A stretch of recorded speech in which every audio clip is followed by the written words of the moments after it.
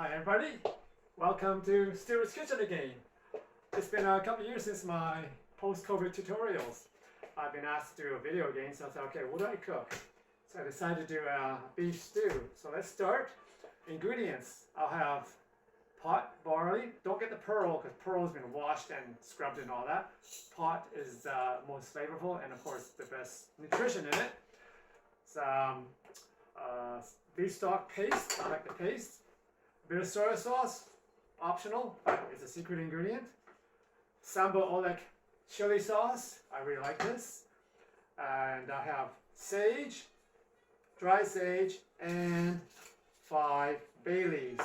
You can use 4 or 5, depending on what you like. I really like the flavor of this, so I have this. I grow these in my garden, and I dry them, every couple of years or so. And the last ingredient is a tiny bit of panko breadcrumb. That's another little trick for later on. Next, we have onion, carrot, and 2 stalks of celery. That's your mirepoix, if you're into your French terms. I have a rutabaga, optional, but it's really tasty. This and parsnip, whatever's in season, is really good. Strong flavored, but once you've cooked it, it miles out, gets a little milder, and it's really nice, and it's good for you. About that size, bigger than a baseball, or maybe a softball, maybe. I don't know, about that size. And of course, the beef, steamed beef. So try to get something that has striation of fat in it if you can. I'll try to pick for that. Because when it's lean, it's just too dry and it just doesn't taste as good. You can eat it, but it's not as nice as the fat that really softens the meat when it cooks down and renders out. And tools, also you're going to need pepper and some flour.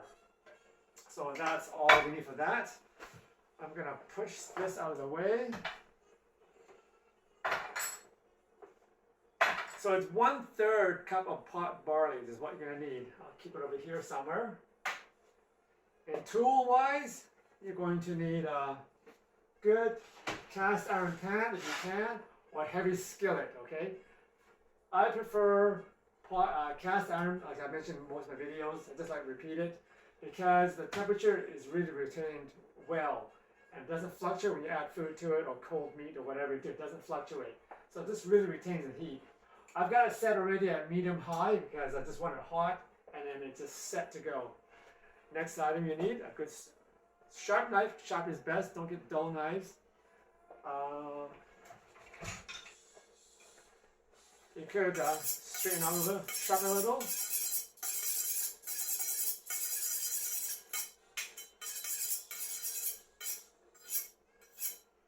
There we go. Yeah, pretty sharp. All right, and you need a mortar pestle if you have to, if you want to grind down your sage, which I will do. I mentioned this before in other videos. I prefer this Asian kind of stone. I don't know where it's from, but I think it's somewhere in Asia. Over the local markets that carry a lot of granite and marble. You see that in most of the retail stores. This you'll have to find probably in more specialty store perhaps. It's just way much better because the other 2 stones, the granite and the marble, they tend to, if you do this, it powders out, which means that you're kind of eating the stone, I guess, which is interesting if you want to eat stone. All right. Okay, put this over here. I'm going to grind it down now. Show you how easy it is.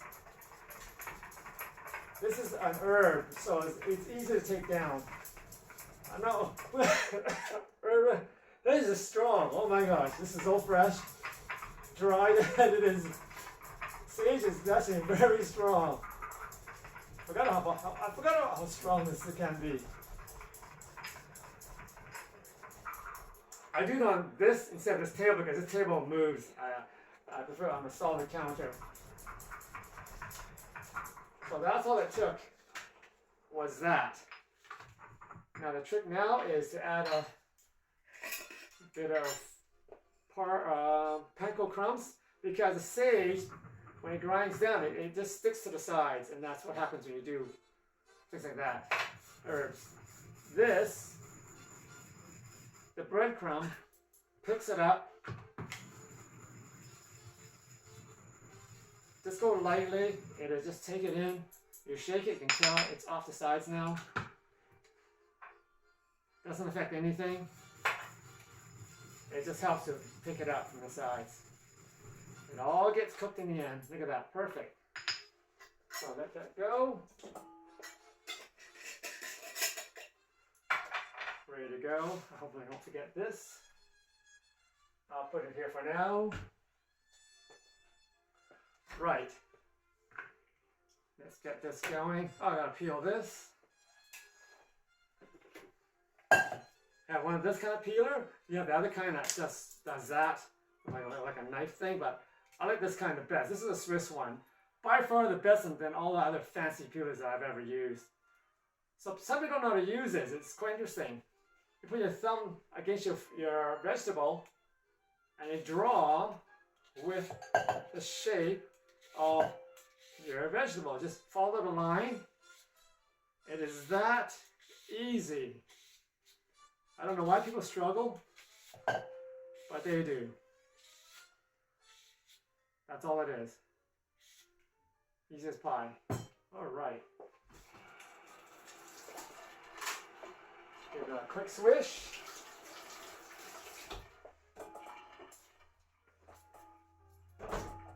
Okay, here we go. Get rid of this.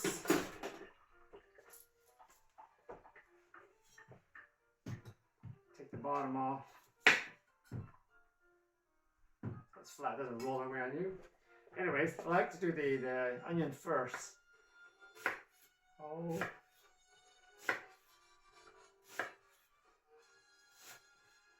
I'm going to use about that much onion, not a whole lot.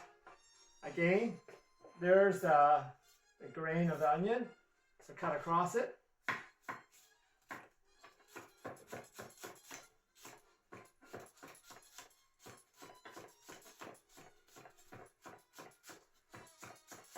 Rough chop.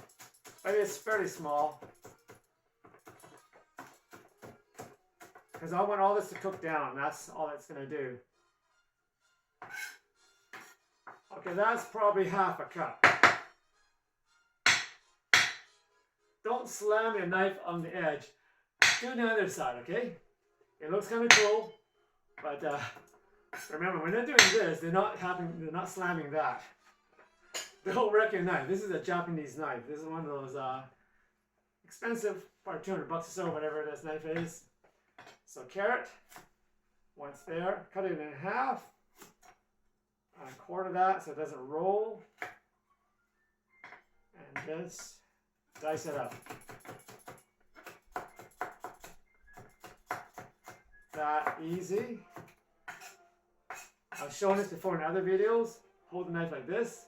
Pinch, brace against the neck there, and then away you go. Keep the tip on the cutting board.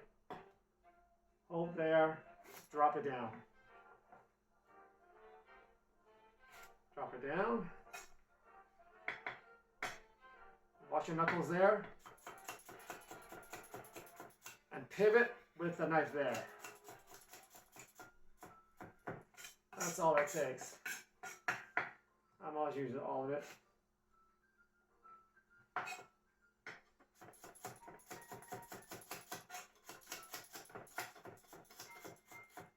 This is only an 8-inch knife. There's larger chef's knives, but I find this the most useful length.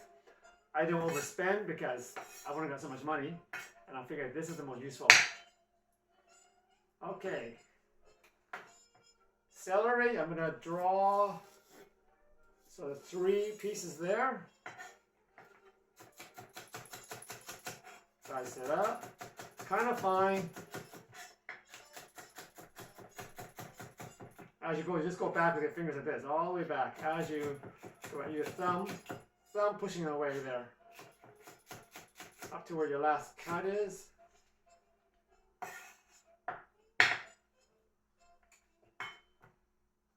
One, two. It's that easy.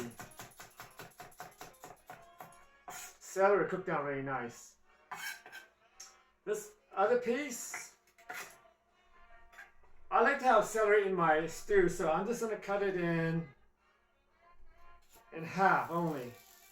because I want large pieces. I'm going to make little squares out of them. Kind of larger chunks. Because I really like to see this in my stew, just because. And you can also taste it more individually, I guess. All about the same size, probably 1 centimeter cubes or pieces. There we go. Rutabaga. Okay, this one. Make sure you cut it and have a solid base by cutting the bottom off first. All right, that's very important. Otherwise, you're slipping, and it's very slippery when you slice it. You don't want to slice your finger because you're gonna drop your knife. So I got pretty tight there. Fingers like this. Start it off. My knife is there. I'm gonna push down right like that. So now it's flat. I'm going to make it into a good centimeter squares is the plan. Do these cuts first.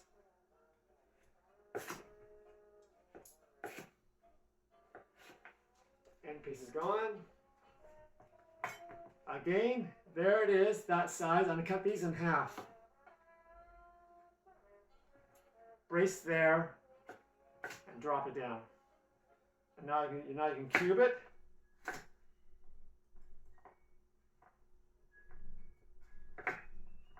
So these will retain its shape after it's cooked, which is the beauty of this. I like to taste it. If I cut any smaller, they can melt away as you cook away there.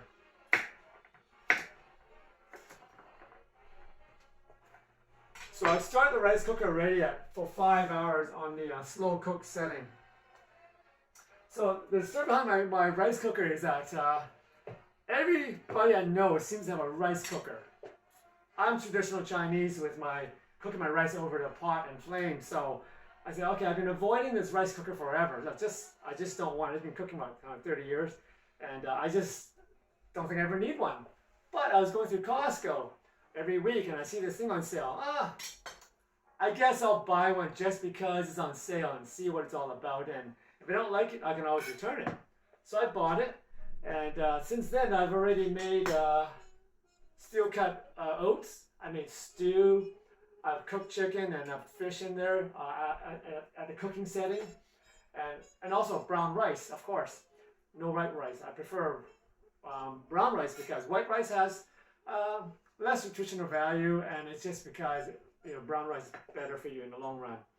So it's been very, very useful. So I've kept it. I didn't return it. So it's one of my most used appliances now. It's quite interesting how that turned out. So there we go. I'll finish this off.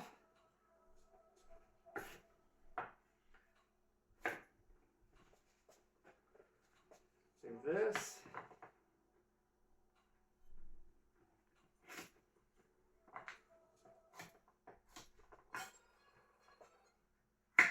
There. Keep this separate from the other mirepoix for later on. There we go.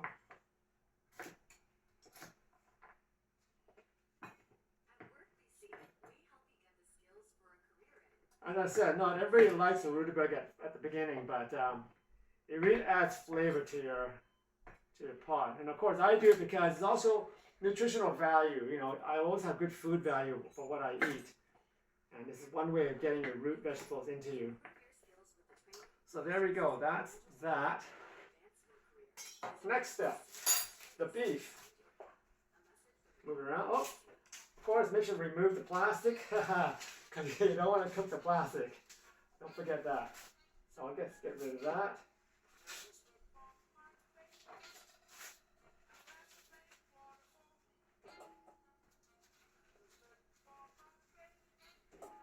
This. Check the pieces so they're about all the same size. So I'm pretty lucky here. Sometimes they're too big. I cut it in half. But they're all pretty much, a couple of centimeters, I don't know what it's called, 2 inches, whatever, cubes. They're all pretty even size, which is pretty good. So I can let that go.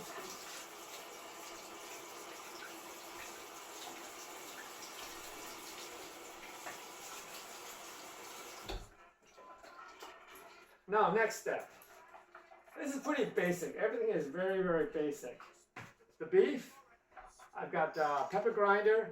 You could have your own pre-ground stuff. Grinding is the best because the flavor is very fresh. Or you can use a mortar, as I used here before. Crush it down with a mortar pestle. That's another way to have fresh ground pepper. If you can find a nice grinder, it's great. Sorry, that's strong. Boy, that's fresh. Gets me every time. So that's what, a foot maybe? 30 centimeters? It's good size. There's huge ones, there's little ones. This is by far the most useful size that most people have because it fits your hands nice. I bought this in Europe many years ago. I bought this probably, it says 92, 30 years ago at least. Yeah, 30 years ago. I'm still using it. Peugeot is this brand, the French one. And I think by far this is your luxury one, your best one. That's what I find. I've never had a problem with it. So that ended up done. A little bit of salt. Some people say salt it, some people say don't.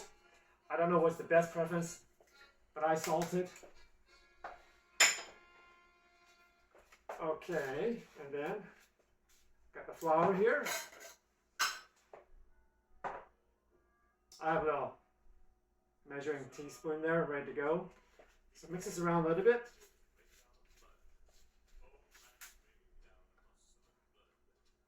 So I'm going to sprinkle it around,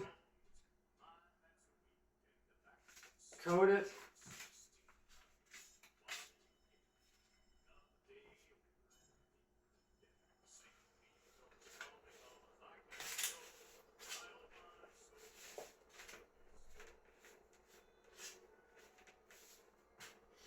That is really strong, the rutabaga. I can really smell it, but that's just the way it is. It's a very strong smelling vegetable. And it does, like I say, it cooks down really nice. Very nice flavor. Okay, that's about it there. I've used maybe a couple of tablespoons. I don't know. Roughly a couple of tablespoons. Just to coat it.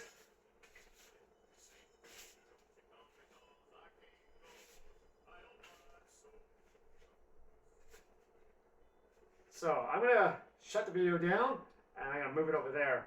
So here we go.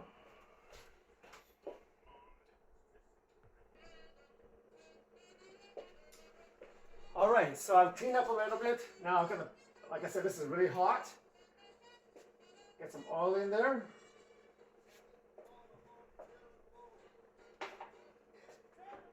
It says it's quite hot, it's smoking a little. So that's that.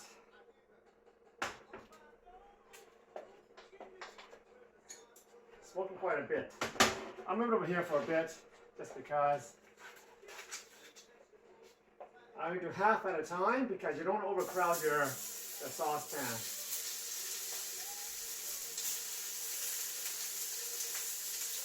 It's so hot, it shouldn't take too long to brown the first round.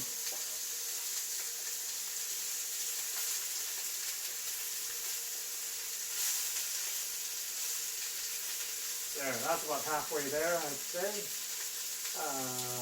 One more piece. There we go.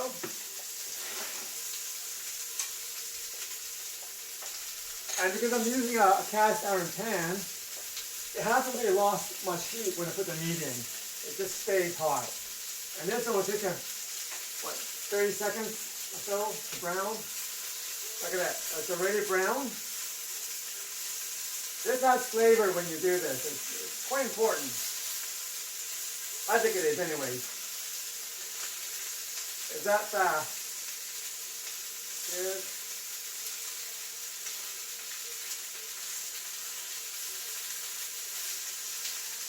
The key to this is that don't disturb the meat right away when you put the meat in. Let it brown, let it lift. Especially if you have a frying pan, a cast iron that's well seasoned.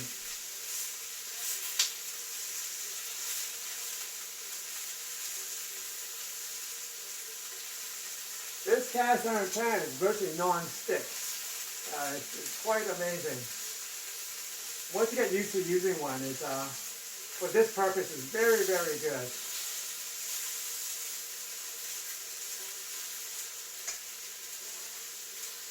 So that's that. It only takes what? A minute, 30 seconds? I don't know how long that took. Not very long at all. So I'll let that go for a couple more seconds.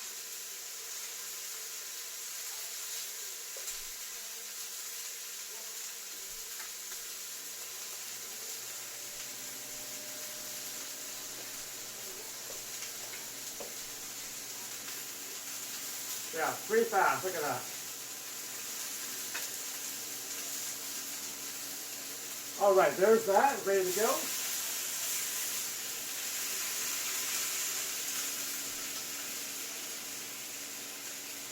So I have this already heated up, so the rice mix is ready to go also. So I'll just do this.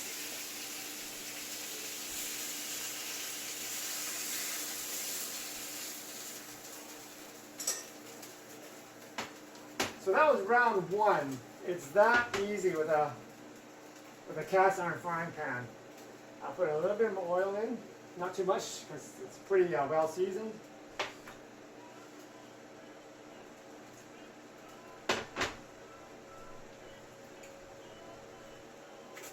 And then round two. Spread it around.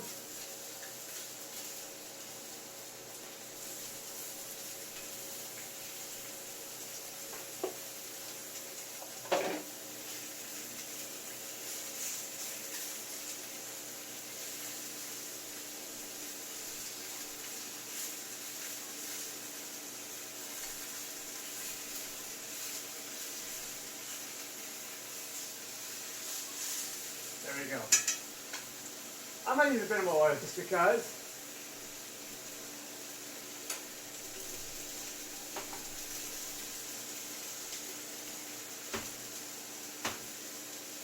I love my little oil dispenser. You get it at Muji's, where I got it from. A little expensive, but it's just so good. It's all I use when I use my oil, rather than a big dispenser. I'll let that cook a little bit. Meanwhile, I have this all ready to go.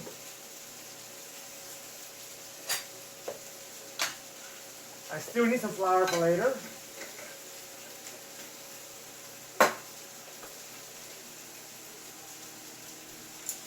So that's what? Almost a minute, I guess. I'm ready, ready.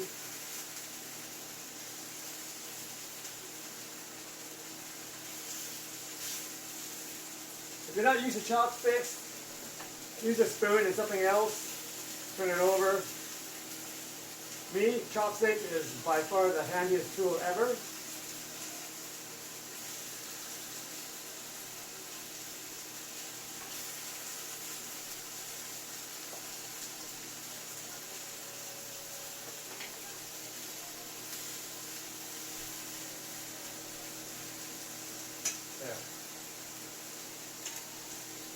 It's still on medium high. I'll leave it. I know it's hot. And this is hot because it's been going on for, well, half an hour now. So that's ready to go. It'll just cook down for later on. So, wait.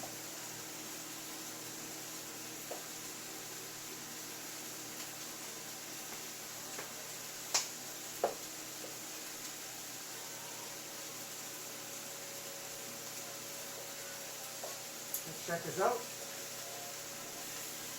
Brown, just like that. Okay, pretty much ready. There we go.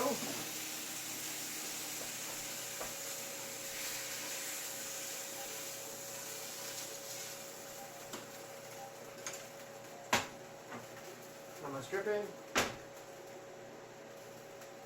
Okay, now we soften your mirepoix, which is onions, carrots, celery. That goes all in.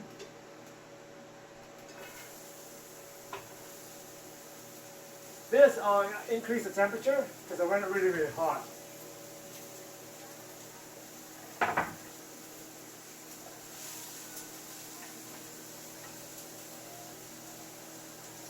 And it definitely needs more oil.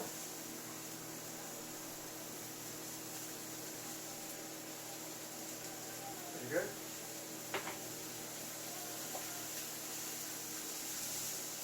I'm going to throw the bay leaves on top just to have them soften a little, just so they don't crack up. That steam will soften them. Let that cook for a minute or so.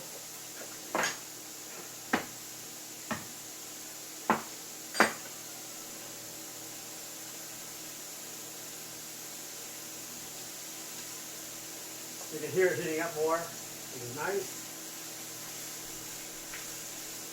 And by doing this right after the beef, it lifts all your brown bits. So you're getting a very clean pan, and all the flavors come out.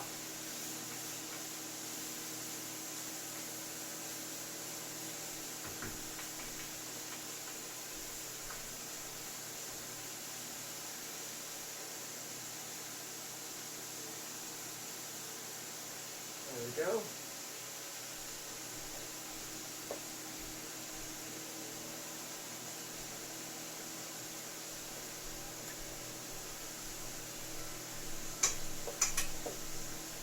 So the bay leaves are softened. I'm just going to put them in a pot over here. Get it out of the way. So now this is softening. Nice. I'll turn it back down a little. So now I'm going to add the pot barley.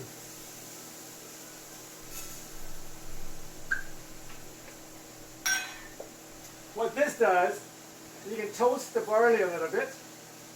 It'll add a bit of flavor to the barley. You may not notice it, but that's what it does.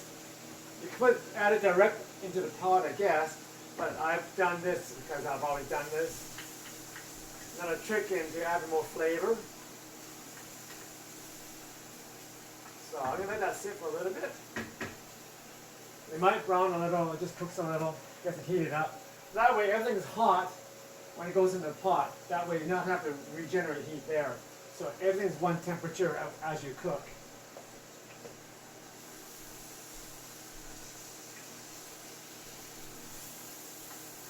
You can tell the mirepoix and the celery is softened because it changes color a little. So you're doing the right thing. You don't want it to brown. You just want it to soften. If you brown it, you're changing the flavors a lot. You bring up more sugars. I don't need. I just like to soften it.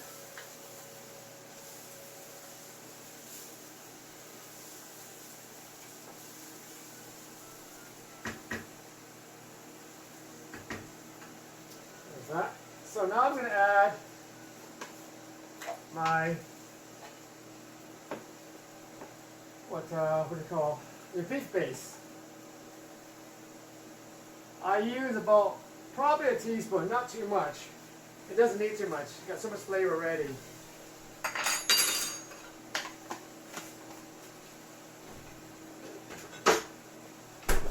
I'll let that heat up, warm up. It'll melt down. So the barley is probably browning a little bit because it's right direct heat, which is good. And also this time, I would add the sage because it'll bring out the flavors and the oils from the sage. See, that comes out clean, more or less, because you've added the panko breadcrumb, the little trick I told you earlier. That's what that's for. And now you can really smell it. Just brush it around a few times. You don't really want to burn it, but there's enough moisture in the vegetables that it won't really burn.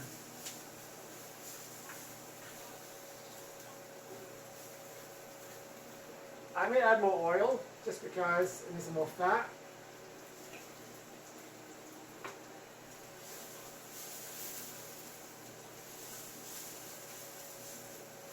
Now, as a thickener, when you do the cooking, you use flour to make a roux. This is the same idea. I'm going to put in probably Probably 2 teaspoons, or maybe a little more. Something like that. And you cook it down, mix it really well into the vegetables, and let that cook out the protein and the flour. This is the same thing you would do with flour and butter. You want to cook out that flour.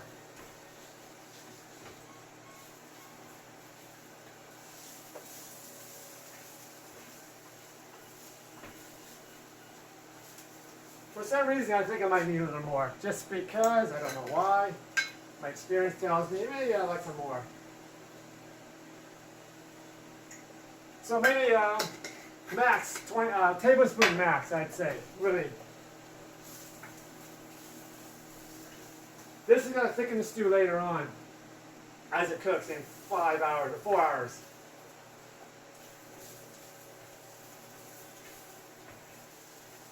So what the flour does also, you know, is it picks up off the bottom. Now your bottom of the pan is very clean. It's amazing what it does. So it's nothing sticking at all. I think with a frying pan or skillet, they might stick because it's a different principle in metal. This really, really works well. I'm stirring it around. I'm not burning, I don't think I'm burning anything. But there you go. Now, we add some hot water. I boiled it earlier. Now you make your roux. This with the flour is going to thicken.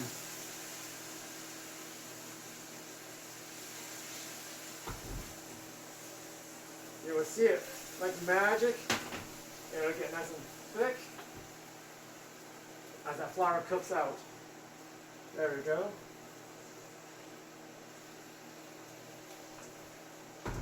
And this time, at this point, I'm going to add maybe a teaspoon of chili. I don't like it too hot. I've added more before. I just want a small kick. That's all it takes.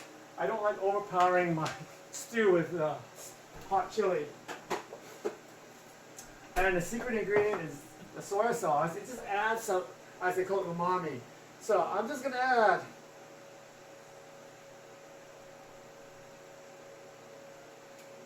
a teaspoon at the most, because otherwise it gets too salty. This just adds flavor.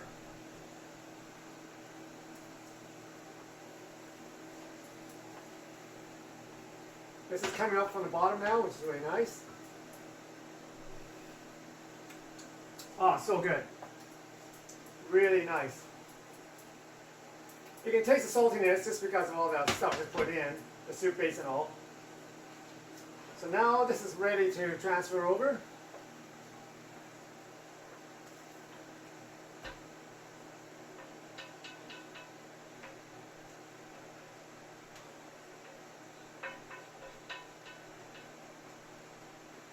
It's pretty empty there. And add a little more water just to clean it off.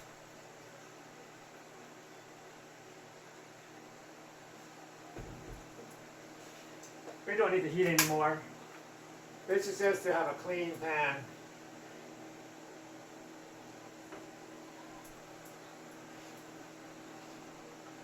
And you can see it's very clean.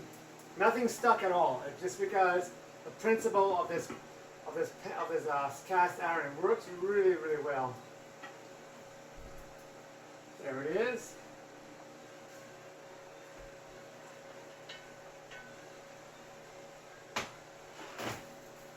Now in here, I'll add enough water to just hit the top of the meat.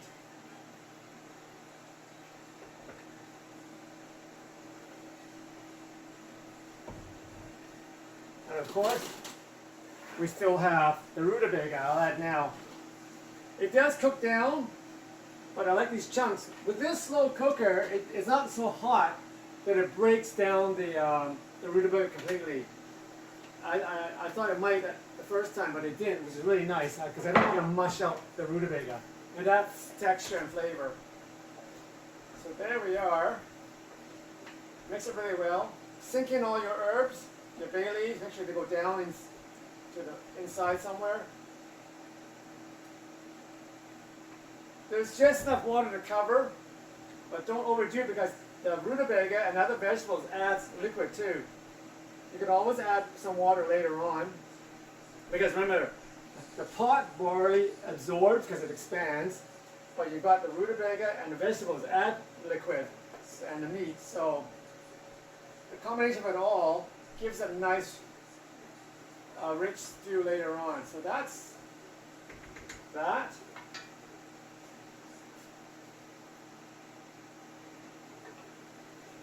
Give it a shake. And there we go. So when you have this machine on, make sure the steam does not go underneath your cabinet. Don't forget, otherwise you're gonna wreck your cabinets. So I've got it, what, 4 hours and 20 minutes, so that's pretty good. I did that in like 20 minutes or so. So it's pretty fast prep. Without the filming, this is done really fast because if you're used to chopping, it's quite easy. So hopefully I'm gonna maybe have a quick video later on just to show the finished product. All right, hope you enjoyed that, and I don't know when I'll do the next video, but this has been pretty good. All right, take care.